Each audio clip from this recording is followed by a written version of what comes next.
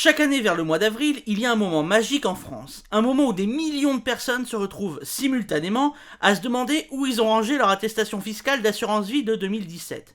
Ce moment a un nom, la déclaration de revenus. J'avais fait une vidéo rapide sur le sujet orientée sur la fraude et aujourd'hui on voit ça plus en détail, idéal pour la période actuelle de déclaration de revenus. Vous savez, ce formulaire que vous remplissez en buvant un café, en jurant à voix haute et vous vous demandez pourquoi la case 1AJ et la case 1BJ sont différentes alors que vous n'avez aucune idée de pourquoi et de ce qu'elles veulent dire. Et bien aujourd'hui on va tout vous expliquer. Pas pour vous transformer en expert comptable, j'ai pas envie de vous fâcher avec votre famille, mais pour que vous compreniez ce que vous signez vraiment quand vous cliquez sur valider ma déclaration. Et pour nous accompagner aujourd'hui, on retrouve Gwendoline. Vous la connaîtrez bientôt mieux, mais l'essentiel c'est qu'elle est cadre, mariée, 2 enfants, un crédit et une déclaration qu'elle remplit chaque année avec la même ferveur qu'on remplit une grille de loto. C'est-à-dire en espérant que ça tombe bien. Générique.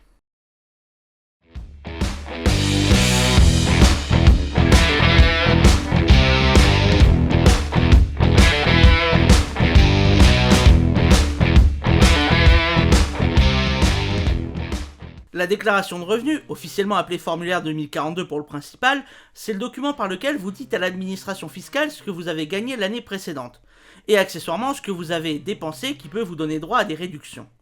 Sauf que, et c'est là ce qui est marrant, l'État sait déjà tout. Votre employeur a déjà déclaré votre salaire, votre banque a déjà déclaré vos intérêts, votre caisse de retraite, votre pôle emploi, votre assurance vie, tout le monde a déjà balancé les infos à Bercy avant que vous ouvriez le formulaire. Du coup, depuis 2006, on a la déclaration pré-remplie, c'est-à-dire que les cases sont déjà cochées pour vous. Donc concrètement, le rôle de Gwendoline, ce n'est pas de déclarer, c'est avant tout de vérifier et de compléter ce que l'État ne sait pas encore. Ce qui est philosophiquement très bizarre quand on y pense. C'est l'équivalent fiscal de signer un PV qu'un policier a déjà rempli pour vous, en espérant qu'il n'ait pas fait de faute de frappe. Anecdote rapide, avant 2006, c'était la jungle. Vous remplissiez tout à la main, vous additionnez vos fiches de paie, vous priez très fort et vous envoyez par la poste. Les erreurs étaient massives, dans les deux sens, et Bercy a fini par se dire que ce serait quand même plus efficace de pré-remplir lui-même. Qui doit la remplir? Réponse simple, tout le monde. Ou presque. Si vous êtes résident fiscal français, c'est-à-dire si vous vivez en France la majorité de l'année, ou si votre foyer est en France, ou si votre activité économique principale est en France, vous devez déclarer. Même si vous gagnez 0€, même si vous êtes étudiant, même si vous êtes au RSA. Mais pourquoi déclarer si je dois rien payer, me direz-vous légitimement? Eh bien parce que la déclaration sert aussi de pièce d'identité fiscale. Elle sert à calculer vos droits aux APL, aux bourses, à la prime d'activité, aux tarifs de la cantine, et à plein d'autres trucs. Pas de déclaration, pas de relevé d'identité sociale. Petite exception sympa, depuis quelques années on a la déclaration automatique. Si Bercy a toutes vos infos et qu'il n'y a rien de spécial à signaler, vous n'avez littéralement rien à faire. Vous recevez un mail vous disant ok on a tout, ça roule l'année prochaine. Et c'est fini. Si rien ne change dans votre vie, vous pouvez passer 10 ans sans toucher au formulaire. C'est très français ça, on a un système hyper complexe mais on l'a tellement automatisé qu'il devient invisible pour la majorité des gens. C'est un peu comme la SNCF, ça grogne ultra fort quand ça bug, mais 90% du temps, ça roule tout seul. Bon, maintenant la partie vraiment utile, les erreurs classiques. Celles qui font que Gwendoline se retrouve avec un courrier recommandé 3 ans plus tard. Premier piège, oubliez les revenus annexes. Vous avez loué votre appartement sur Airbnb pendant 2 week-ends? Imposable.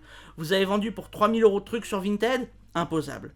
Si c'est régulier et que vous achetez pour revendre, c'est imposable en tout cas. Si vous avez fait un peu de cours particulier en liquide, devinez quoi? Imposable. Et là attention, parce que les plateformes Airbnb, Vinted, Le Bon Coin, Blablacar, Uber sont depuis 2020 obligées de transmettre vos revenus directement à l'administration fiscale. Donc Bercy a déjà la liste. Deuxième piège, se tromper sur les réductions et crédits d'impôt. C'est là que la déclaration devient un vrai terrain de jeu. Frais de garde d'enfants, dons aux assos, emploi à domicile, certains travaux de rénovation énergétique, investissements locatifs, il y a des dizaines de cases à cocher qui peuvent faire baisser la note. Mais chaque case a ses conditions, ses plafonds, ses justificatifs à conserver plusieurs années. Donc c'est compliqué. Troisième piège, et probablement le plus pernicieux, la case enfant à charge. Quand votre enfant est étudiant et qu'il a des petits revenus, job d'été, alternance, stage rémunéré, la question se pose, est-ce qu'il déclare seul ou est-ce qu'il reste rattaché à votre foyer fiscal? La réponse dépend du calcul. Le rattachement vous donne une demi-part ou une part en plus, donc une baisse d'impôt mathématiquement. Mais ses revenus à lui s'ajoutent aux vôtres. Donc selon les cas, c'est rentable ou pas. Beaucoup de familles cochent par réflexe sans calculer et perdent de l'argent. Faites le calcul, vraiment. Ça prend 10 minutes avec le simulateur et ça peut rapporter quelques centaines d'euros. Et si on se plante? Bonne nouvelle, se tromper, c'est pas la fin du monde. Si vous remarquez votre erreur avant la date limite, vous pouvez modifier votre déclaration en ligne autant de fois que vous voulez. Pas de pénalité et pas de drame. Si vous la remarquez après, vous avez encore une période, généralement jusqu'en décembre, pour corriger en ligne. Toujours pas de pénalité si vous corrigez de bonne foi. Si l'administration trouve l'erreur avant vous, là ça se complique. Selon les cas, vous pouvez avoir une simple rectification, vous payez la différence, point. Des intérêts de retard à 0,20% par mois, ce qui est raisonnable, une majoration à 10% si vous avez attardé à payer, une majoration à 40% si l'administration estime que vous avez fait exprès, et 80% en cas de manœuvre frauduleuse caractérisée. Au-delà, on bascule dans le pénal. 5 ans de prison et 500 000 euros d'amende qui peuvent monter à 7 ans et 3 millions dans les cas aggravés. Mais on parle là de fraude globalement organisée, pas d'une simple case mal cochée. Quoique.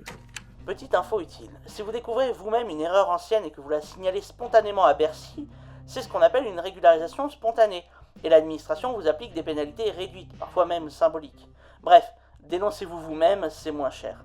C'est probablement la seule situation dans la vie où c'est vrai. Ainsi, Gwendoline et sa déclaration nous ont permis de comprendre que ce formulaire annuel n'est pas une corvée arbitraire, mais un système assez bien huilé, pré-rempli, automatisé pour les cas simples, mais qui exige un peu d'attention, dès lors que la vie devient un peu plus compliquée, notamment si vous êtes indépendant.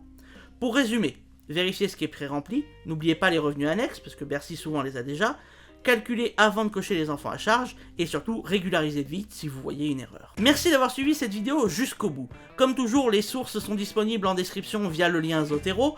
Si vous n'êtes pas abonné, n'hésitez pas à le faire et pensez à activer la cloche pour être tenu au courant des publications.